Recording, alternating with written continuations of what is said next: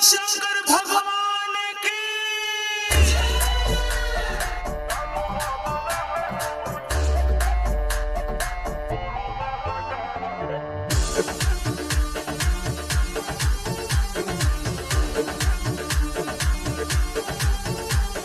छोड़ी ना दाढ़ी बन जो बाबा के पुजारी, भरा ना जवानी में कोई दे तो तोरा मारे।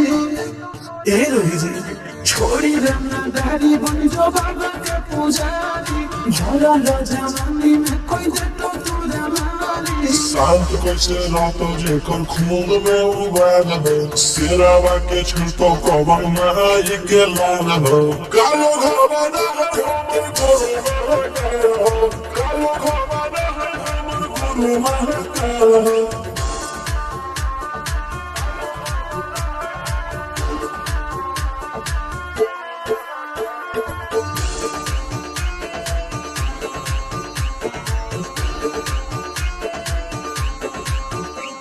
दिन भर तो काटा बंदूक से खेलो ये, आंखें तो मन के बढ़ल रे।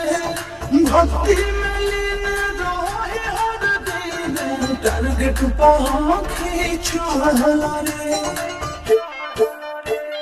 जेकर ऊपर हाथ साकर छात भोलेनाथ के, ऊपर पे को चिंटी गाड़ा दोगे तो नहीं सोचले।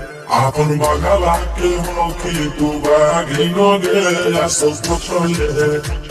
सीना में अंगार भरल आँख हमर लाल हो, माथ पर भस्म मोर चिता के चाल हो। कालो घबरा है हमर गुरु महका हो, कालो घबरा है हमर गुरु महका हो।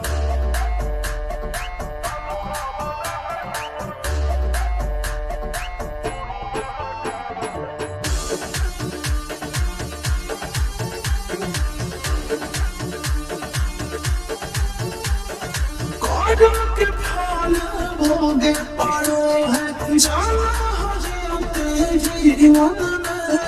अब होई कोम जल ढारे रे सनम, शिवाजी पासवन के सीजन में।